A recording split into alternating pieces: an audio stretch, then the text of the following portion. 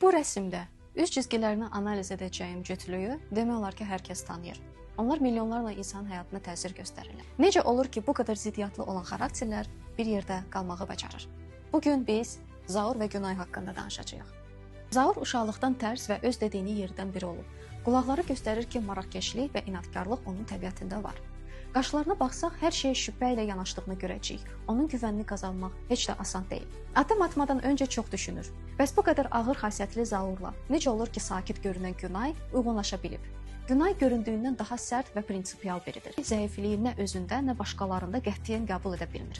Günahkarlıq hissini az yaşayır. Bu, onu qərarlı və emosional stabilliyi olan bir lider edir.